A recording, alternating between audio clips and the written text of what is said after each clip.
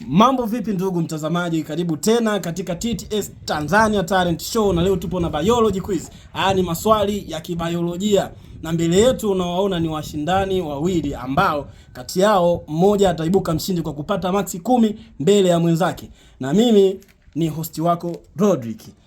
Tuwape nafasi washindani wetu wajitambulishe, ndipo nami niingie moja kwa moja katika kazi yangu ya kuwauliza maswali hayo ya biolojia. Unaitwa nani kaka? Naitwa Robert. Unaitwa Robert. Na upande wa pili? Naitwa Baraka. Unaitwa Baraka. Kwa hiyo tuna Robert na Baraka ambao wapo hapa mbele kwa ajili ya kushindana kwenye hii biology quiz. Na tunamtafuta mshindi ambaye ataondoka na kitita cha shilingi 20,000 kilichodhaminiwa au kutolewa na Thomas kutoka Mbeya. Are you ready for the questions? Yeah. Mko tayari kwa ajili ya maswali? Tuko tayari. Basi sawa, na mimi na shauku na niko tayari kuwauliza maswali. Nami moja kwa moja naenda kwenye swali la kwanza. Moyo una vyumba vingapi?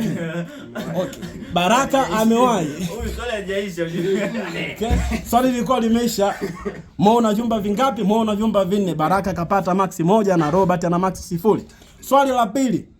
Aina za mishipa ya damu iliyopo katika mwili wa binadamu ni ipi? Aina ya mishipa za damu. Vein na artery. Vein na artery. Yeah. Good. Ipo mitatu, bado moja.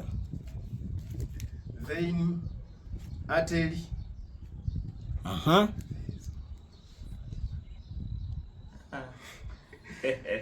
Yeah. Kataja mbili kakosa moja. Moja hajaimalizia. Ndugu mtangazaji. Vein, artery na capillaries. Yeah, good. Kapata ni vein, artery na capillary, ambao kwa Kiswahili ni artery, vena na capillary. Hilo Baraka ana max 2 na Robert bado ana 0. Tunaendelea na swali la tatu. Mko tayari? Yes. Swali la tatu linasema somo la sayansi linalohusika na viumbe hai. Biology. Yes.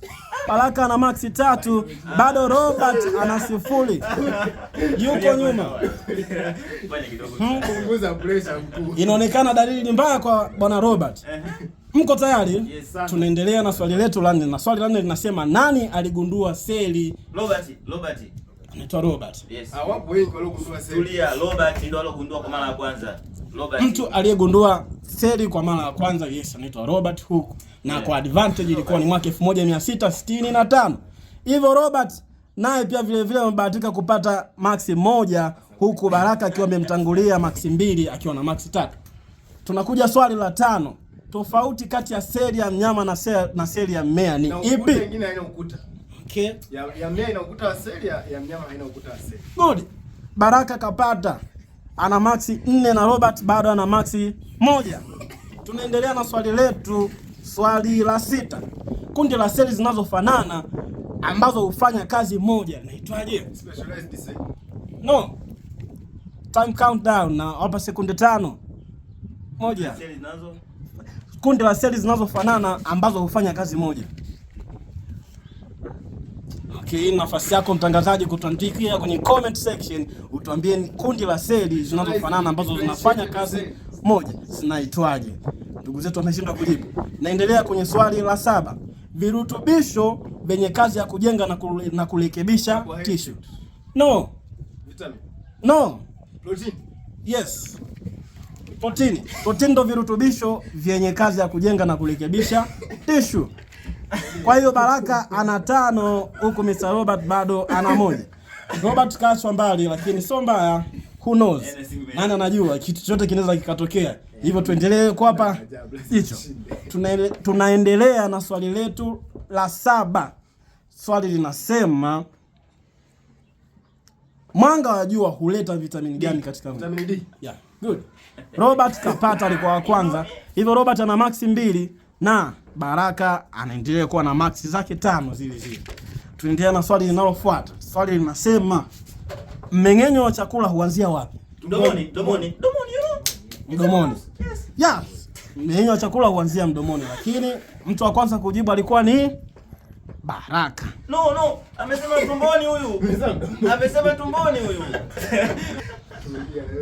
Kwa mnazi ndugu watangazaji, haki lazima ifuate. Robert alikuwa wa kwanza kujibu swali, hivyo anajipatia max 3 huku Baraka akiwa na max 5. Naona tofauti kati ya max zao unazidi kupungua. Tunaendelea na swali lingine. Mmeng'enyo wa chakula huishia wapi? Kwenye utumbo mpana. Kwenye utumbo mpana. No. Utumbo mwembamba. Yes. Mmeng'enyo wa chakula huishia kwenye utumbo mpana. Hivyo Robert anajipatia max 4 na Baraka anaendelea kuwa na max 5. Utofauti kati ya pointi zao unazidi kupungua. Tunaendelea na swali linalofuata. Ogani ipi inahusika na ufyonzaji wa chakula?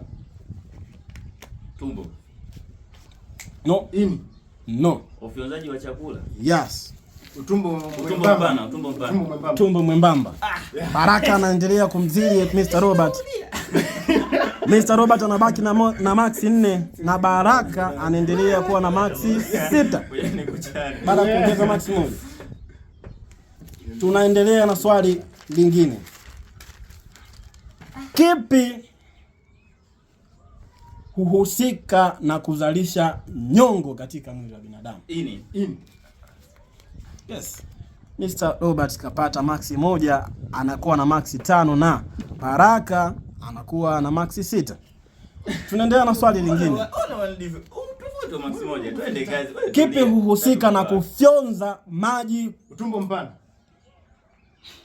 Tumbo mpana. Swali halijaisha. Kipi huhusika na kufyonza maji kwenye chakula? Utumbo mpana. Hiyo ilikuwa ni utumbo mpana. Ni kama alivyoona swali. Hii ni kuaiana. Hivyo Baraka anaendelea kuongeza max 1 na anakuwa na max 7 huku Robert akiwa na max 5. Tunaendelea na swali linalofuata. Ogani kuu kwa upumuaji wa binadamu ni ipi? Mapafu. Nimewahi mapafu. Okay, ndugu mtazamaji, nadhani hii ni swali ambalo wote wamejibu kwa pamoja. Hivyo tutaendelea na swali lingine. Gesi gani huingia mwilini wakati wa kuvuta pumzi? Oxygen. Ni oxygen, yes. Hivyo Robert anaendelea kuwa na max 5 na Baraka anaendelea kuwa na max 8 baada ya kuongeza max 1. Tawi la biolojia linalochunguza ulisi wa tabia huitwa Genetics. Good. Baraka anaongeza max 1 anakuwa na max 9 huku Robert akiwa na max zake 5 zile zile. Swali linalofuata. Kirefu cha DNA ni nini? No. Mr. Robert bila shaka amemaliza kututakia jibu mapema kuliko Baraka. Hii tunasema kutangulia sio kufika, na mimi kama jaji nitampatia Robert max 1, hivyo atakuwa na max 6 na Baraka akiwa amemzidi max 3 akiwa na pointi 9. Na swali lingine nasema ogani gani husafirisha damu? Moyo. Baraka anajipatia max 1 na kufikisha max 10 zidi ya Mr. Robert akiwa ameachwa nyuma kwa max 4 akiwa na pointi 6. Hivyo mpaka hapa Baraka ameibuka kidedea katika mchuano huu wa biology quiz ya TTS ambayo imedhaminiwa na Mr. Thomas kutoka Green City kutoka Mbeya. Hebu tupate maneno ya washindani wetu. Je, Mr. Robert, tukianza na wewe, una neno gani kuhusu quiz ya leo? Huyu bwana amenivizia. By the way, ningekuwa na uwezo wa kufanya comeback, lakini wakati mwingine nitafanya kitu ambacho hata amini macho yake, kwa maana kwamba nitafanya kitu cha ajabu, kwamba nitampiga hata 10-0 kabisa. Sasa umepania kufanya hilo? Yes, lazima nimpige hizo, kwa sababu inawezekana anione kwanza amenipita chache kabisa. Unaona hapo ni difference ya pointi 4. Sasa ambayo naweza nikafanya comeback wakati mwingine nikipata nafasi ya kushindana naye mshindani wangu. Basi mtazamaji, na mimi sitatia neno, hao ni maneno yake, na wewe utaweza kuyajaji vile ambavyo utaweza wewe. Nafsi tumpe nafasi tena na Mr. Baraka, una neno gani la kuzungumza kuhusu quiz ya leo?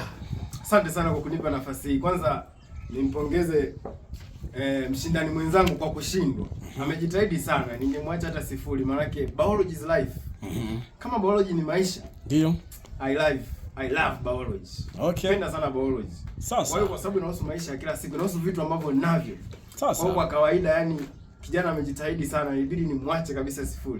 Kwa shukrani sana kwa shindano hili, vitu mbalimbali, lakini nakwambia kwamba sijashinda kwa bahati mbaya wala kwa bahati nasibu. Biology is life. Sawa sawa. Kwa hiyo unataka kusema siri kubwa katika mafanikio yako ya ushindi wa leo ni ipi? Ni kwa sababu napenda sana biology. Kwa ni mapenzi binafsi ya biology. Kutoka ndani ya moyo, ambayo ilikuwa moja ya jibu katika maswali. Sawa sawa. Yeah. Good. Basi mpaka hapo na mimi hosti wako nitaenda kukamilisha kipindi. Tutakutana wakati mwingine tena.